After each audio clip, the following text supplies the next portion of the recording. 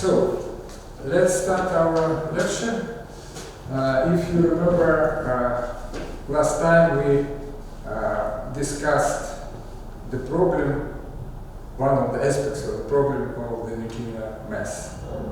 Of course, you remember and you know in advance, even before my lectures, that neutrino is a very specific property, and neutrino is not a usual particle. So we should distinguish behavior of neutrino when it is produced or detected, and we call these states as a flavor neutrinos that participate in interaction, and this particular case of neutrinos enters the Lagrangian by the wave function. And when neutrino is propagating, we should forget about flavors and we should deal with the mass states of neutrinos. And this is a unique phenomenon, neutrino, so it means that we should expand the flavor states into mass states. This is just one of the main results of today's neutrino physics. And nevertheless, the problem of the mass of neutrino is very important, and we started discussion on how in principle it is possible to get information about the value of neutrino masses. Normally we should think about the mass states, the masses of the mass states of neutrinos, because flavor neutrinos have no exactly determined masses. Nevertheless, in many processes, flavor neutrino can be considered as an elementary particle with some effective mass. And so it can be in the phenomena where the neutrino mixing and oscillations are not important. It can be. Such situation can be found in nature. And there is a set of experiments that can be called or termed as the direct search for neutrino mass. The aim of these experiments is to get to get information, or to measure, or if not to measure, to get bound on the effective neutrino mass. Nowadays, there is no any experiment where the mass, effective mass, is measured, but there are experiments where the bounds on effective neutrino mass has been obtained. And I would like to continue discussion of some very schematic theoretical approach which open an understanding how these kind of experiments on getting the bound of effective neutrino mass are organized. So last time we discussed the beta decay of tritium. The beta decay, one of the neutrons of the nuclei decaying to a proton, electron plus electron antineutrino, and we consider this electron flavor antineutrino as elementary particle, effective elementary particle. We are considering the beta decay of one of the neutrons in gallium. In helium, this is helium, tritium. It's tritium decaying to helium plus electron antineutrino. So, and we consider the case when the masses of the initial and daughter nuclei, obviously they are much bigger than the masses, possible masses of electron neutrino, and we calculate the spectrum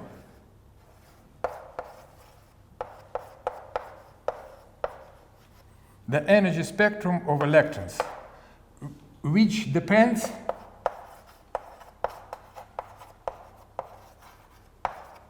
on neutrino mass. This is our main idea. And in experiments I have just mentioned, people measure electrons and their energies, the amount of electrons and the distribution of the energy. And when we finish today's calculations, we shall see that this energy spectrum exactly depends on effective neutrino mass. And this is the main goal of these experiments. I would like to say that all these experiments see nothing, and it means that there is no direct information on the neutrino mass, but it means that it's possible to set an upper bound on the effect of neutrino mass in the spectrum of beta decay electron spectrum. So, and we have started these calculations, and I will just shortly recall, and we continue further. So we use the local effective Fermi theory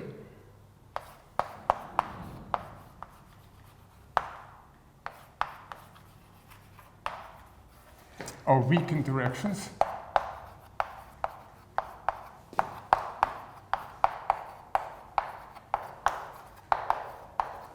And use that is called the Fermi golden rule for the probability of the decay. dW dt equals to a constant, 2 pi divided by Planck constant. Then the matrix element of the Hamiltonian of the beta decay squared. This is the initial state.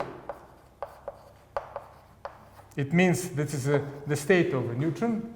This is the final state, the state of electrons, neutrinos, and the daughter nuclei, and multiplied by dN over dE.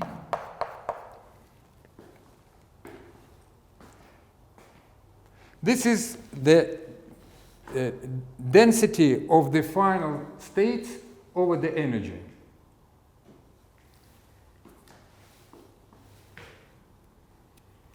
This is a well-known approach that can be used, and we have right to use this. Really, it is in a lowest order of perturbation series expansion. If you just use more general and more correct theory, or the electroweak theory, you will get something like this in the lowest order of perturbation series expansion. So from this, we finished our discussion by the number of electrons emitted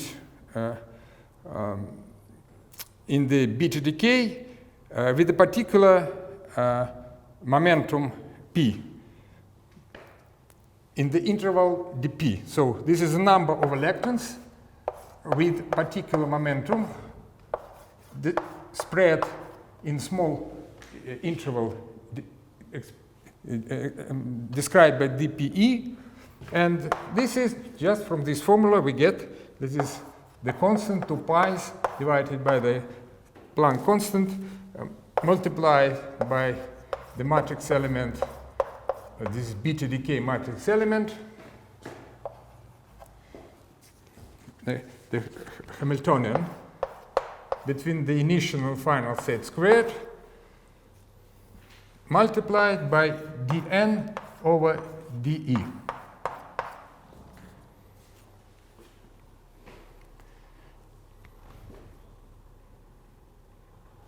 This is the electron state number density in the unit interval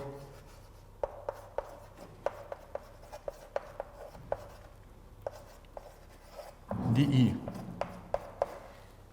Really, this is not exactly correct, because the final states are related to the states of electrons, electron antineutrinos, and the proton, the daughter nuclei. So it means that here there is a contribution not only from distribution due to the phase space of electrons, but also we have to put here contribution from neutrino states. So this is the final states number density in the unit interval of the energies. So, and obviously, we can expect that this will depend on the mass of neutrinos, because the space of the corresponding phase space of neutrinos depends whether neutrino is a massive or massless particle, obviously. Yeah? So, and we make some calculations. So,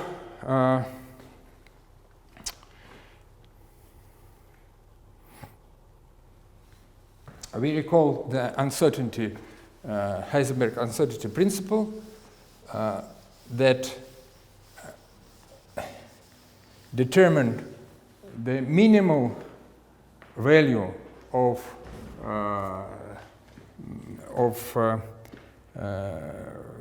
the phase space. Let's consider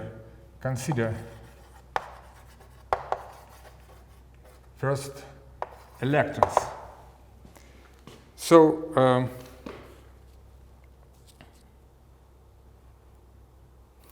and from the Heisenberg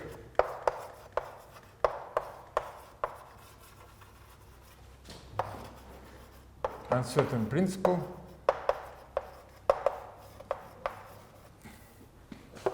it follows that the 6-dimensional phase space given by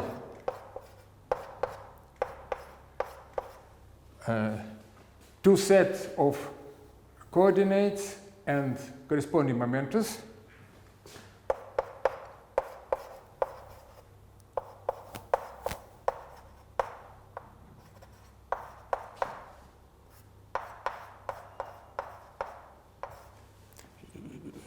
should be not less than h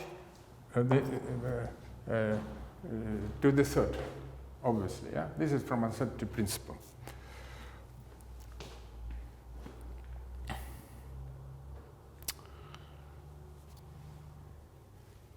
Now, using this description, I should say, let's consider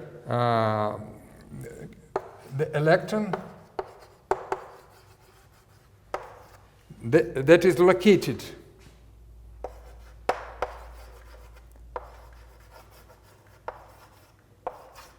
in some space with momentum in the range from PE to PE plus some small dPe. And let's calculate how many different states of electrons can be within this phase space. So let's calculate.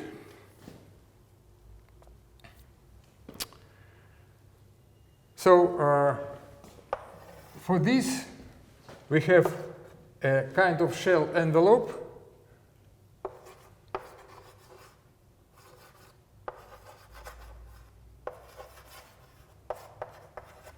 of the dimension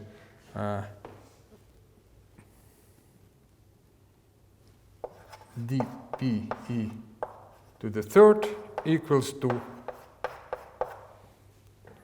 4 pi Pe squared dPe. Yeah? So now we can calculate the amount of different electron states in the volume of the phase space given by V multiplied by 4 pi Pe dPe. So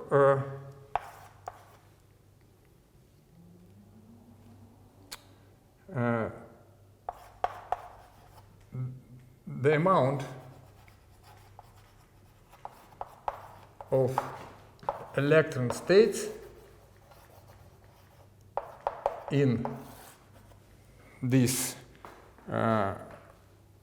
volume of the phase space is given, and we just indicate it as dNE equals to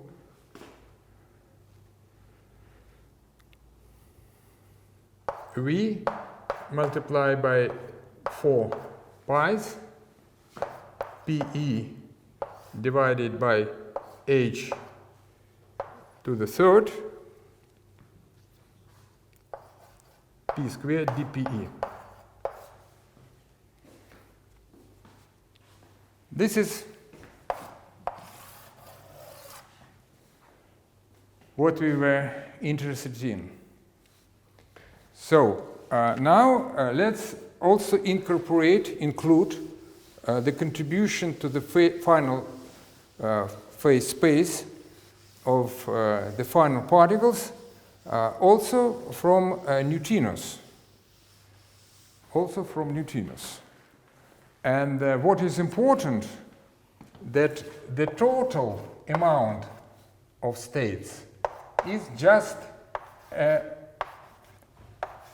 very simple composition of states corresponding to electron and to neutrino, because the distribution for these particles are independent, because there is the third guy in the game, the daughter nuclei, that is participating. So it means that distribution for the number of states for neutrinos and electrons are independent. So if such, we can write the same formula for neutrinos, just the same for neutrinos, and for the total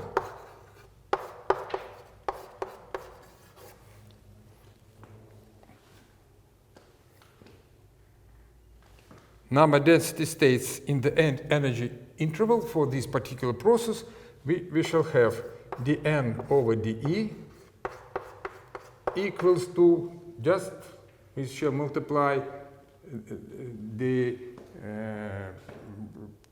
value for the case of electrons on the similar value for the case of neutrinos.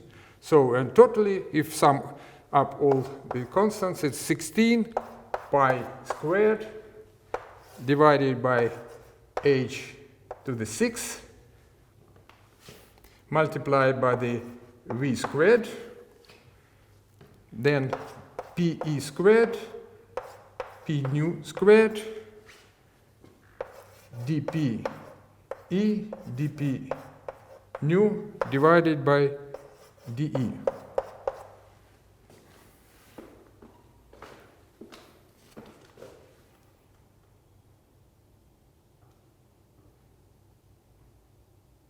This is the number density of the final states in the interval dE.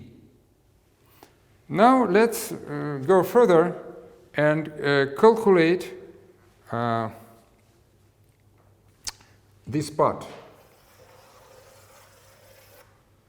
And I would like to recall, we are interested in how this distribution will depend on the mass of neutrino. Oh, of course, we should start with the total energy. Q is the total energy that is emitted in this process. And we can write the energy conservation law that this E is distributed between the energy of neutrinos, electrons, neutrinos, and the daughter nuclei.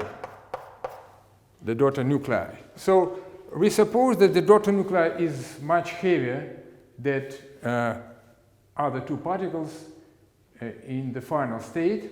So it means that we will suppose, and we have right to do this, that this is 0. So the daughter nuclei is not moving, it's too heavy, yeah? And all momenta are distributed between the light particles. So also it is important that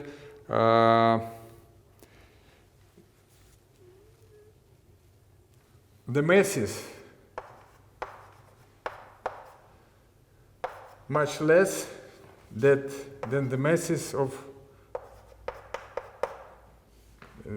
this is the condition that enable us to exclude this energy here. Yeah. And first, let's consider the case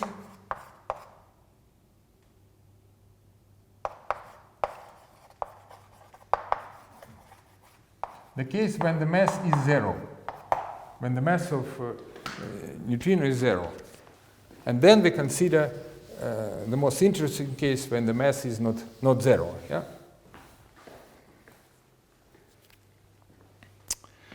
So, from this energy conservation, the momentum conservation, follows that the energy of electron plus the energy of neutrino equals to E.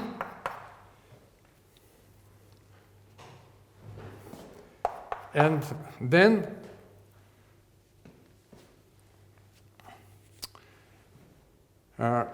again, in the case of the mass is equal to 0, we can get that neutrino momentum equals to neutrino energy divided by C equals to the difference of energies, E minus E divided by C.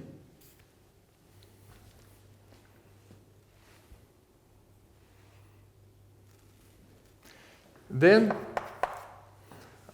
for the fixed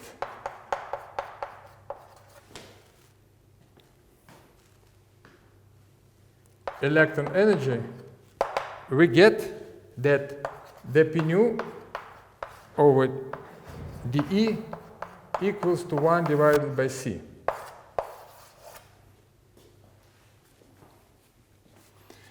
And as a result, we can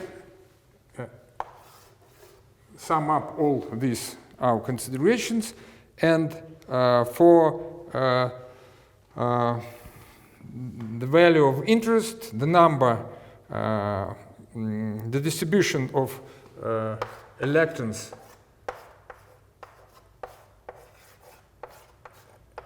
the number n equals to, I just will consider, repeat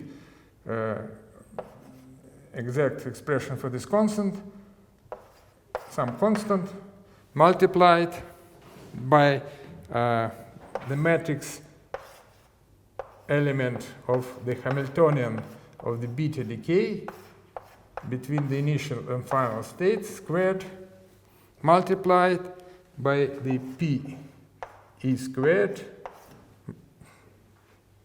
E minus energy of electron squared by d PE. This is called the momentum spectrum of electrons.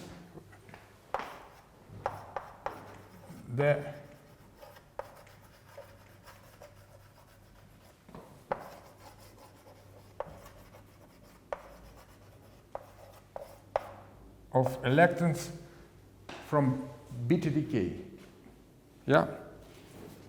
So This is very, very simple formula, and it can be illustrated by a very simple figure that is called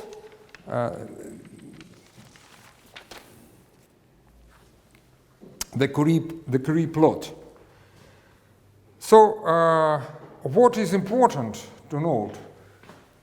Let's make some additional remarks here. This is a very, very model calculations. Normally, electrons that appear in the beta decay, they are charged particles, and they are suffering, let's say, from the Coulomb interaction with the charge of the nuclei of protons and the shell of electrons. Yeah? So there is a Coulomb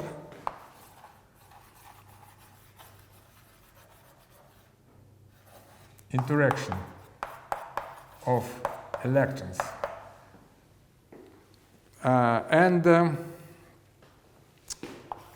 This interaction modify the momentum spectrum by some special function.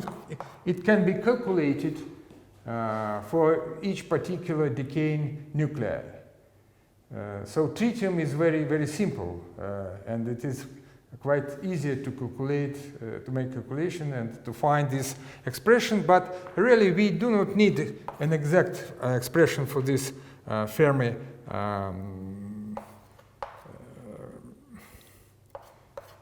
factor. So this is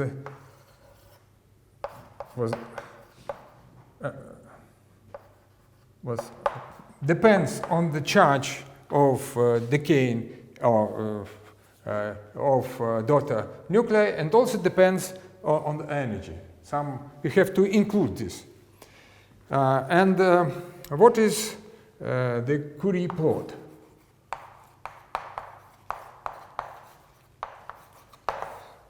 So Curie plot is the dependence of some effective value A, that is just square root of n over PE divided by PE squared, and also divided by this factor that accounts for the Coulomb interaction. And let's introduce this like some B multiplied by the energy difference. And this is a constant. And if you just put the dependence of this A over the electron energy, it will be just a straight line. This is a Curie plot, yeah?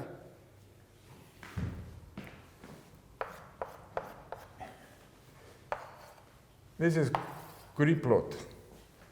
So it means that in the case of massless neutrino, we have very, very spectacular, I should say, very, very primitive behavior of this A over the energy of electrons.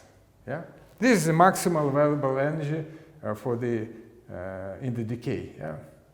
It's a difference between the masses of initial and daughter nuclei. Yeah?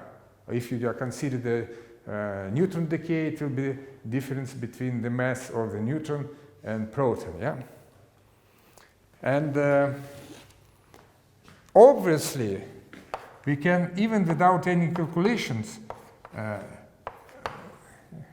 rise and answer the question. And what will happen with this Curie plot when the mass is not zero? Just without any calculation, we can say that this line should be ended not on this particular energy, but should be ended a little bit before, because part of the available energies should be used, in brackets, yeah, to generate the mass. So the phase space is shrink, is become smaller.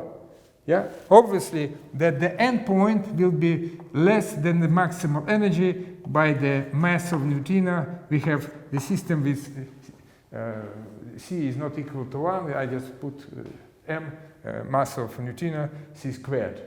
So it means that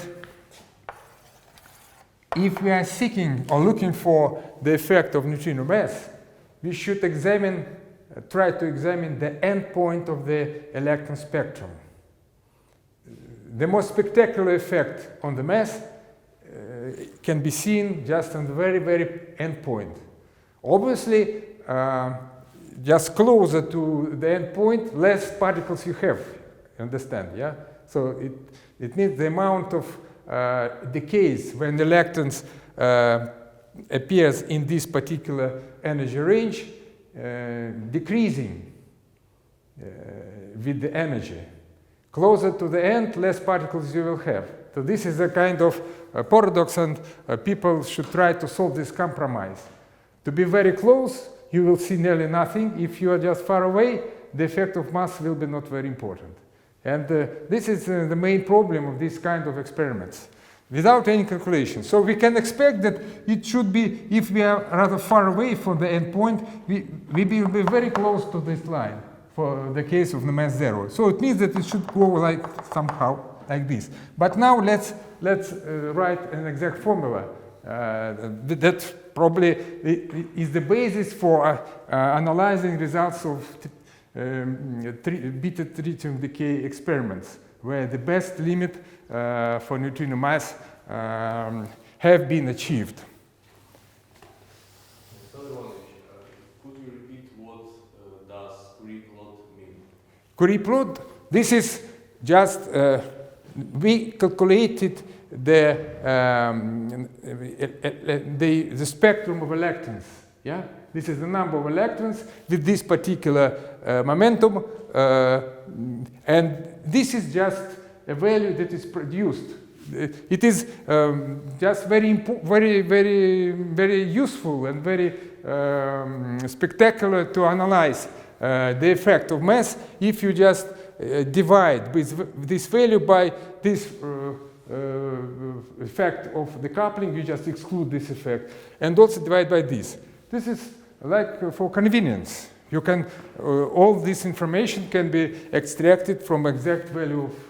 It doesn't matter whether you just make a square root or not. You just, this is a spectacular, because this is a line, it is for convenience people use this. In principle, to get the physical knowledge, there is no need to make this combination of the value that really gets information about what we are interested in. And this is like multiples that we just exclude. Of course, we can analyze without using this, but this is very spectacular and very useful and very helpful in analyzing real data. Now we would like to justify our guesses about the behavior of the Curie plot in the case of the mass is not zero. So this is our guess. Yeah? But now we just complete it with some not very difficult calculations. Okay, consider the case of the mass is not zero.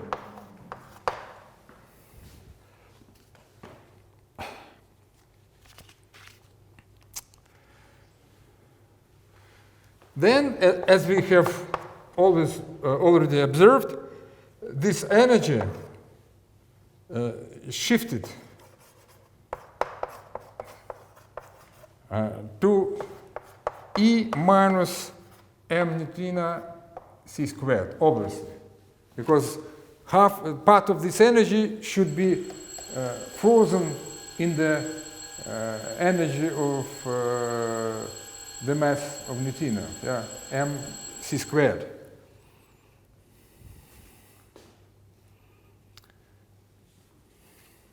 And now we have to, again, to reanalyze what is dp nu over dE in the case of neutrino mass is not zero. We should analyze. So, first, we can write that the energy of neutrino equals to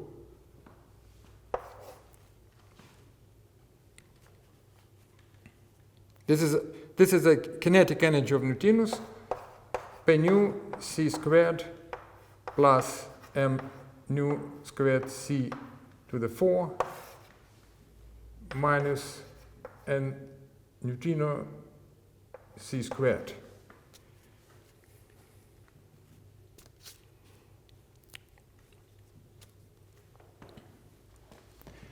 Then make squaring of this equation. We can write, yes, we just put m to the left, e nu squared plus m nu squared c to the 4 minus plus 2 nu new energy of neutrino m neutrino c squared equal to p nu squared c to the 4 plus m nu squared p nu squared c squared m nu squared c to the 4. Okay? So, what we can see here are the same terms, and we can write the expression for the momentum of neutrinos from this in the following way. So, p nu squared, no, I will just write p nu equals to 1 divided over c square root E multiplied by E neutrino plus 2 masses of neutrino squared c to the 4. Okay. M c to the second and square root.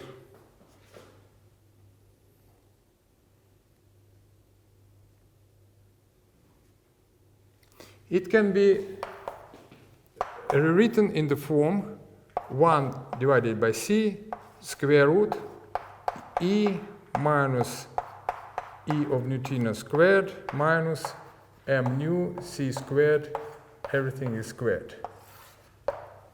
We can write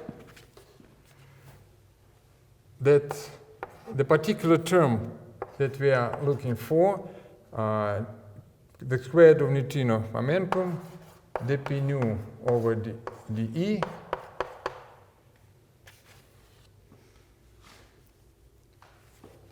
that is equal to 1/2 p nu the p nu squared divided over dE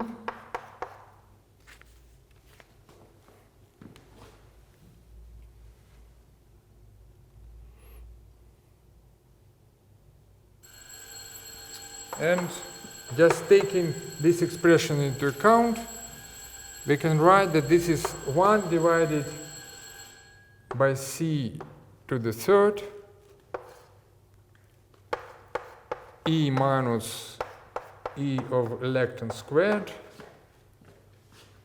multiply square root 1 minus the mass of neutrino c squared divided by the energy difference E minus E electrons squared, the square root. Yeah, okay. That is really what is needed to write the electron spectrum, and that will enable us to modify the Curie plot for the case of the masses of neutrinos are not zero. This is very, very simple calculations. So, for m nu not zero, we get that the momentum spectrum of electrons from beta decay, m pe dpe, this is momentum spectrum of electrons from beta decay of a neutron or a nuclei. Yeah, the difference, if not to account for the effect of Coulomb interaction, the only difference will be in the available energies. If you just consider complicated nuclei, the effect of Coulomb interaction, this F, can have important contribution, but nevertheless, we just expel this effect by dividing this, and again we put the behavior of A over the mass of neutrino. Yeah. So, and we obtain that this momentum spectrum equals to a constant B squared. This is a constant. This is not a magnetic field. Yeah, constant. Constant multiply by this F that depends on the charge of the nuclei and energy of electrons, Pe squared multiply by E minus E of electrons squared, multiply the square root 1 minus m nu c squared divided by energy difference E minus energy of electrons, everything is squared, and square root dpe. dpe. This is what we were searching for. It shows exactly how this spectrum, momentum spectrum, depends on the mass. And indeed, it reproduced the result, our guess, that the endpoint will be shifted. If we just put here 0, we reproduced the massless spectrum, yeah? And if we just put A, for the case when mass is not 0, this is by definition m over dpe divided by pe squared multiplied by this f depending on the charge, on the energy. It will be the same constant B, E minus the energy of electrons, multiply by such a combination 1 minus m neutrino c squared divided by energy difference E minus E electrons squared to 1/4.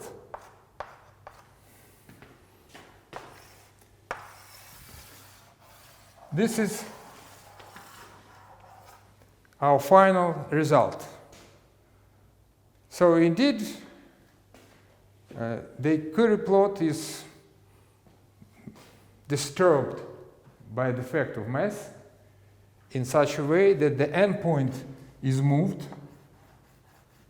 So the maximal energy available for electrons becomes obviously smaller.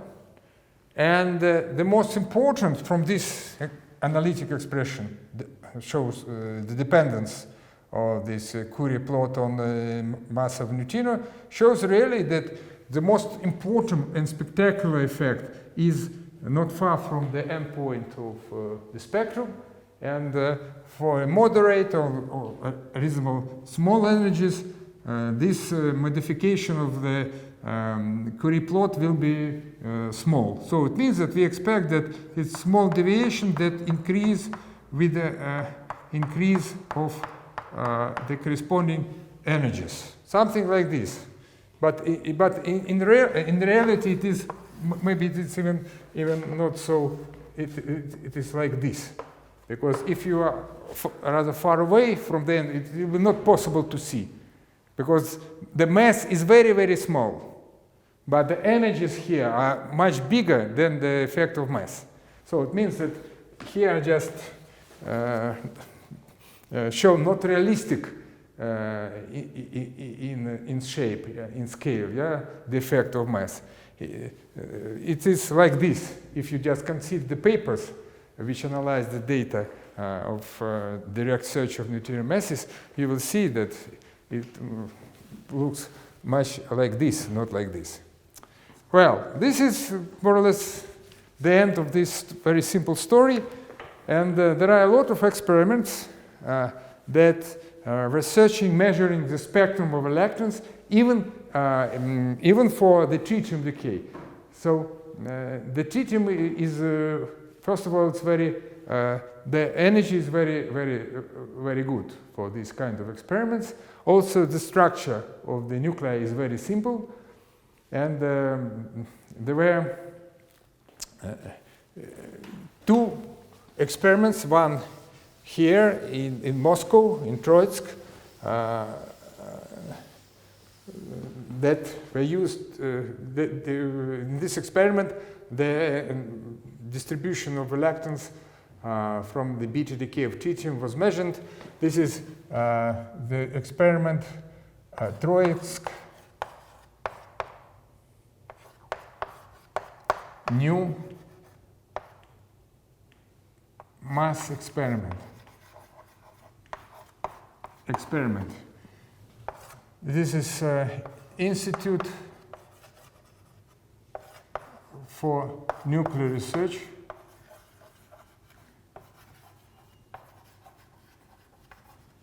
Of Russian Academy of Sciences.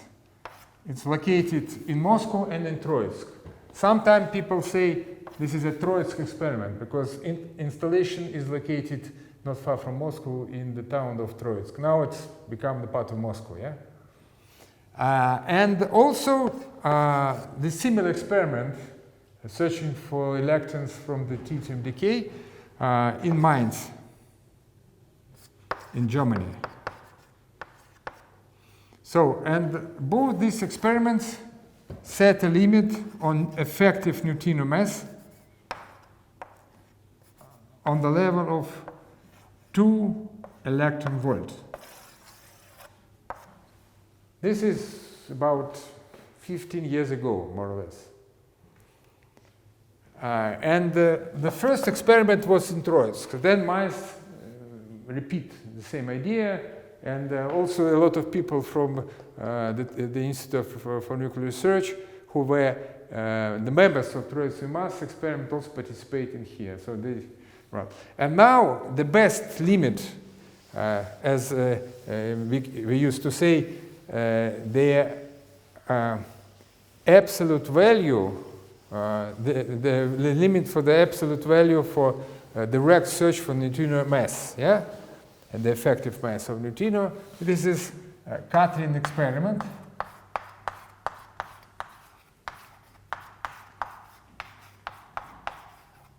This is an experiment in Karlsruhe in Germany, and the same idea, but the scale of the experiment is times bigger than in Mainz and in Troitsk. Especially they reproduce the scheme of the Troitsk experiment, but the tank, this tritium, is huge, about 17 meters. It's a big tank with 6 or 5 meters in diameter. So, and in 2019, on the neutrino conference in Japan, in Kyoto, they announced a new bound on neutrino effective mass on the level of 1 eV.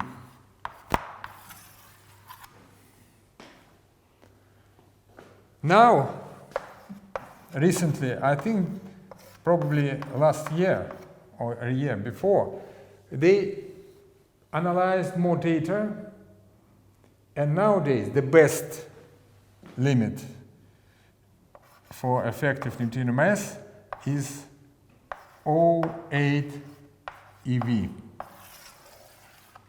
This is the world's best limit for the effective neutrino mass.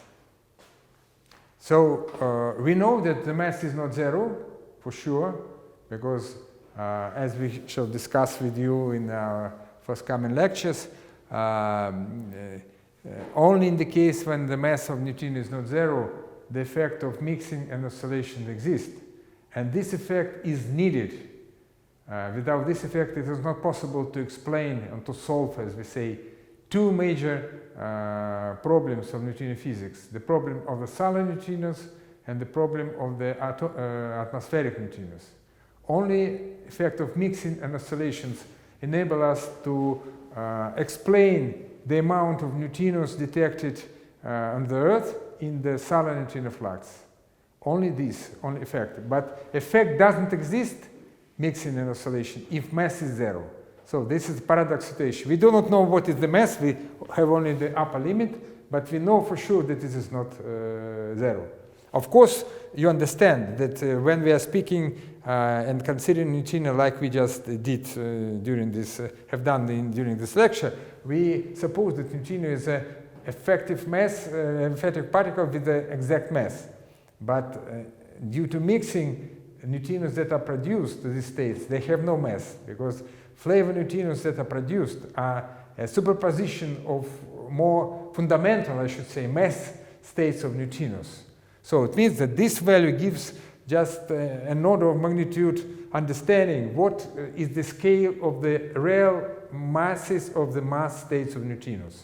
And some people just used to write this effective mass, because this is a combination of the masses of the mass states of neutrinos multiplied by the elements of the mixing matrix.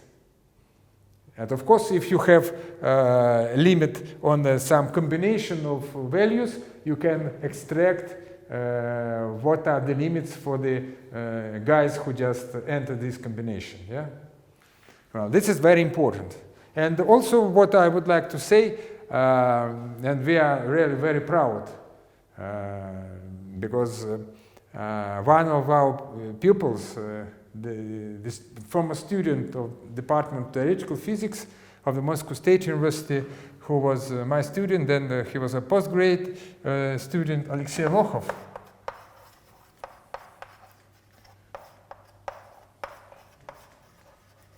He just get his PhD degree in 2000, I suppose, 13 or 14. I don't remember, 14 or 14. But he's still a member of our group, and he is very active. He's the staff member of Institute of Nuclear Research. When he just get his degree, he just get permanent position in this institute, and now he is a member of the Curie collaboration for many years, for 4 years. And he is one of the key figures who make statistical analysis of the data. And when the spokesman of this experiment, Katrin Guida-Drexler, announced on the Neutrino conference in Kyoto this first result, it was mentioned on the slide with the audience, about 1,000 people were in the hall, that this result was obtained by the method of Lokhov and his co-author Tkachov. And it always is mentioned that this analysis, due to a very important contribution of our co-author, we have a lot of papers on the theory of neutrinos with Alexei Lokhov. So, this is more or less the end of the story about the masses of neutrinos. And I think that now we shall deal with some particular introduction to the theory of neutrino mixing and neutrino oscillations. So this is like the end of an introductory part of our meetings here. Now I would like to discuss with you the effect of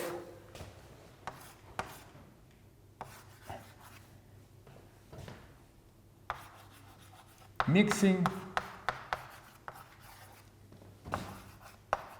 and oscillations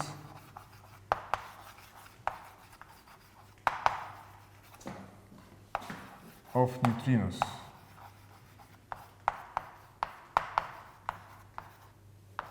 This is more or less the main subject, the main topic, or the main property I would like to discuss with you in these lectures. Yeah?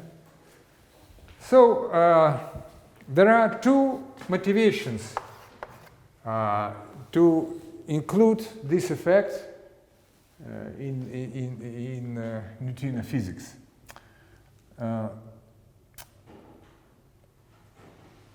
So there are problems in neutrino physics. Two major problems.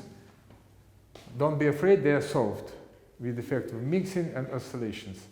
So I'm just put very schematic motivation of, probably I would like to say that the idea of neutrino mixing and oscillations we are also very proud, even not less than due to Lokhov, because the idea of mixing and oscillations was first announced and proposed, and it was a great discovery by Bruno Maximovich Pontokorova. This is a famous Soviet and Russian, Italian by origin scientists who make a hugely important contribution to neutrino physics. So Bruno Pontokorova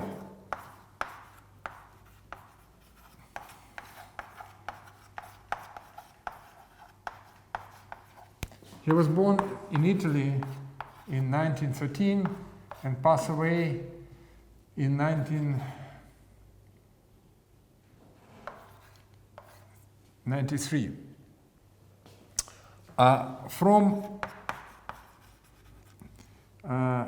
1950, he lived in Soviet Union. He moved with a family from Europe, from Italy, through Finland to Soviet Union. Of course, it was not usual operation, I should say. He was very close to, he was a pupil of Fermi, and Fermi is one of the fathers of American nuclear project. If you remember, Fermi immigrated from Italy when Nazi came to power, and he was one of the key figures in the Los Alamos nuclear project. And Pontokorova, when he was young, he was a member of the Rome group of Fermi. It is the most distinguished at that time. It was 30s. It was 1930s. He was the most distinguished, the most powerful, and the most important group in the particle physics. And they also prepare a lot of things that were used then for the military reasons in Los Alamos, America, and then also these results were somehow used also in the Soviet Union. Yeah. So, and Pontokorova never participated in Manhattan. The name is Manhattan Project, yeah, in US. Never participated himself, but he was very close. Yeah.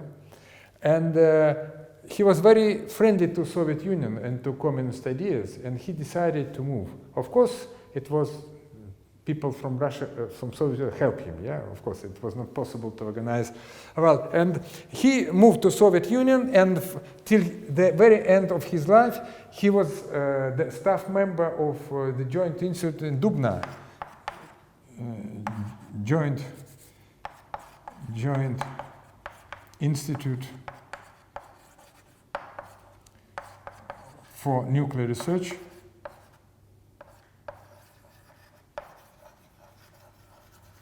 In Dubna,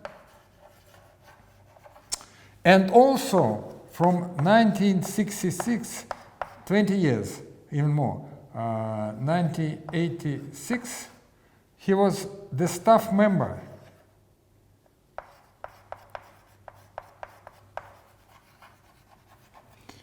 of Faculty of Physics of Moscow State University. He chaired the Department of Particle Physics for 20 years.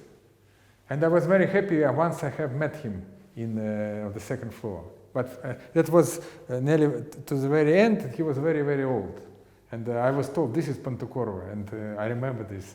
I was, at that time, no, I was not a student at that time. And Pantokorova was discovered, he proposed, he made a great discovery. In 1957, he published two very short papers, one preprint and one in English and in Russian, in this year. And he claimed, at that time, it was not clear whether neutrinos are massless or massive particles. And if you know the Dirac theory, you know that if the particle is massless, it is quite enough to have the two-component wave function. If the mass is not zero, you should need the four components, you remember, yeah? And Pantokorova wrote exactly more or less what I just would like to repeat, that it is not clear, it is not proven, it is not known whether we should use two or four component wave function to describe neutrinos. In other words, it was, for him at that time, it was not clear and not known whether neutrino is a massive or massless particle. But he just explained it in a more theoretical way. It is not clear whether neutrino is two-component or four-component wave function. Yeah? If neutrino is the four-component, should be described by the four-component wave function, then different types of neutrino, but at that time only one type of neutrino was known. And when he was spoken about two different neutrinos, it means neutrino and antineutrino. So if the four-component should be used wave function, then two neutrinos are not different particles, but they are particles mixtures. So he introduced that if the mass of neutrino is not zero, then there is a mixing between different types of neutrinos. Neutrino and electroneutrino, that was the stage of motion at that particular year, because the second neutrino that communicates to muon was discovered in 1962. The third neutrino was discovered in this year. So at that time, it was not known, not confirmed. Some people were thinking, discussing, but it was not clear, exactly not clear, that should be different types of neutrinos. Only 5 years later, another neutrino was found, the second type, flavor neutrino. Also, Pantokorova strongly support this experiment to discover this type of neutrino. So he just wrote, if neutrino is massive, then there is mixing. That is what I am saying, this is discovery of mixing. What about oscillations? In the same papers, he wrote by words. And as a result, on a certain distance from a reactor, at that time it was known that neutrinos, as we know, electroneutrinos are produced in reactors. So it means, as a consequence, that on a certain distance from a reactor, the bunch of neutrinos will be composed on equal amount neutrinos and antineutrinos. So the number of neutrinos and the number of antineutrinos will be equal to 1. So what it is? It is a result of oscillations. So he put no any formula. He formulate two important phenomena, mixing and oscillations by words. So it means that this this gentleman was very, very genius, with a very nice inspiration and imagination. He formulated the fundamental laws by words. Later, in 1969, together with Gribov, he derived a real formula for oscillations.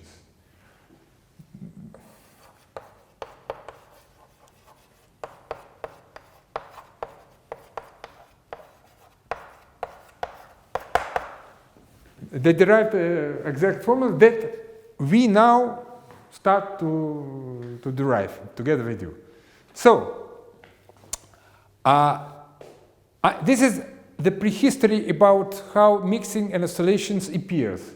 Was discovered, and then in 1969 was completed by an analytic expression for the probability of oscillations, which can explain this prediction of Pontokorova that on a certain distance there will be now equal amount of different types of neutrinos if they are mixing.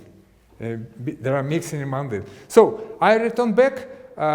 This is just chronologically. In 1957 it was proposed. And just in the 60s, 70s, there was a problem, two problems. The first is the solar neutrino problem. Is this indication of the sun. This is neutrinos that are produced in the sun. Mostly they are electroneutrinos. Of course, probably I am not fixed. From reactor, you know, antineutrinos. Because the beta decay. Yeah. From the sun, neutrinos. Mostly there are different types of neutrinos, but mostly electroneutrinos. So there was a big problem with solar neutrinos. So what does it mean? The flux of the solar neutrinos measured in experiment, this is the flux, divided by the flux of neutrinos according to this is solar standard model.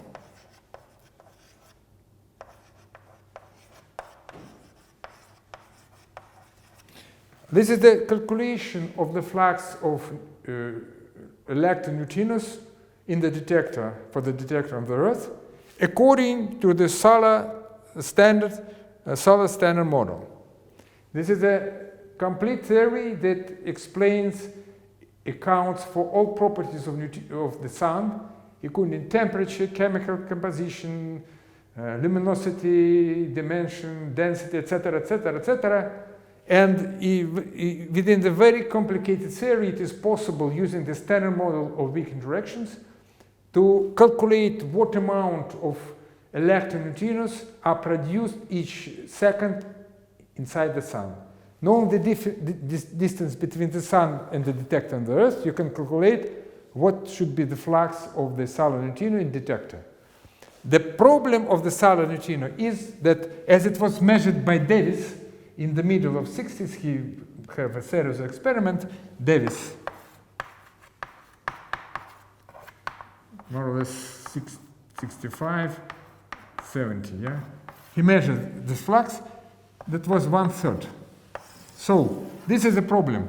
If we do not incorporate the actual mixing and oscillations, you will never explain why Davis and other subsequent experiments that measure fluxes of electroneutrinos from the sun measure less that is produced by the standard model of the sun. This is the problem of the sun, of the solar neutrino. Another problem is the atmospheric neutrino problem. It's the same. So if we just, this is the Earth, this is atmosphere about 10 to 15 kilometers. This is detector. This is the cosmic rays. They produced through standard model weak interaction electron and muon neutrinos and antineutrinos. And the problem is that, again, the amount of muon neutrinos and antineutrinos that arrive to the detector is less, reasonably less, in respect to calculation of electroweak processes, of interaction of cosmic ray protons with the particles of atmosphere. Yeah. So also the problem is that the flux, experimental flux of muon neutrinos, I just put to the flux that expected by the standard model, because the probabilities of appearance of neutrinos are calculated by the standard model, with the standard model properties of neutrinos, without mixing and oscillation, because this is beyond the standard model for sure.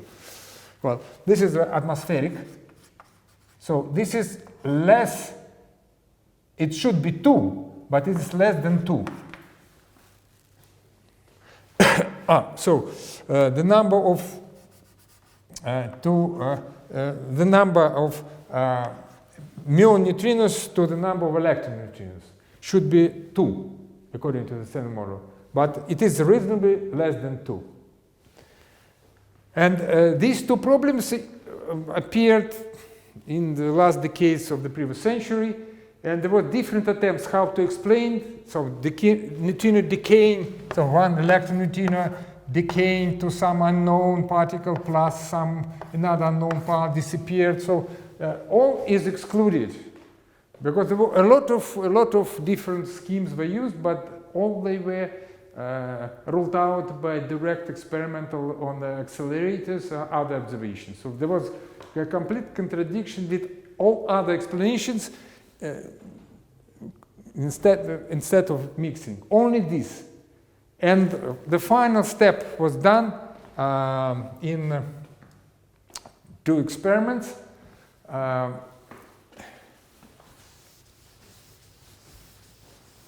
There was many experiments that can be considered as the verification and confirmation of the existence of effect of mixing and oscillations, in particular for the atmospheric and solar neutrino fluxes. But there were 2 critical experiments, and the results of these 2 experiments were awarded by a Nobel Prize. By the Nobel Prize with, for physics with formulation for discovery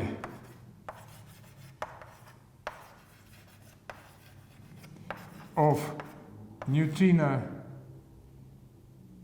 oscillations that confirms that neutrino mass is not 0.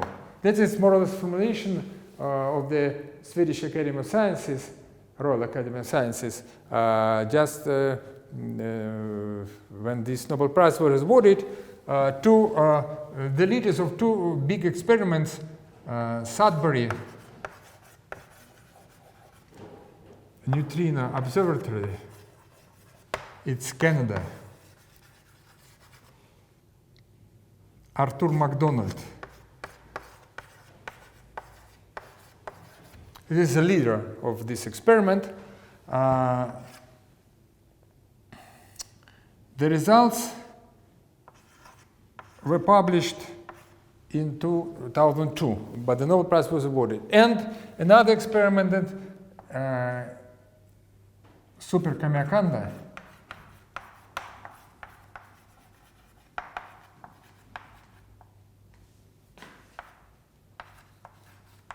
this is in Japan.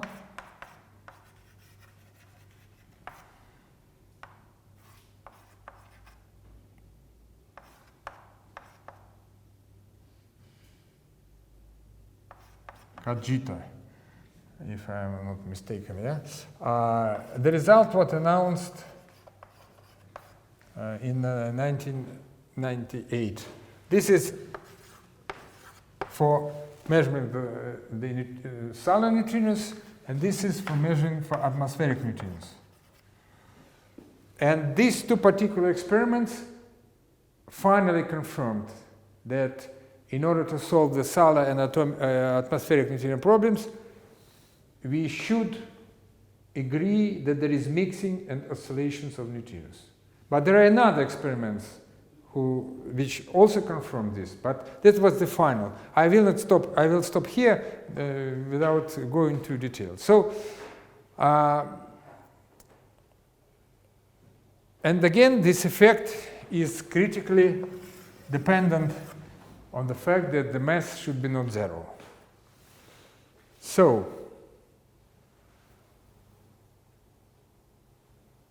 I think that we shall stop here, and we shall write formulas next time, yeah? Okay, thank you.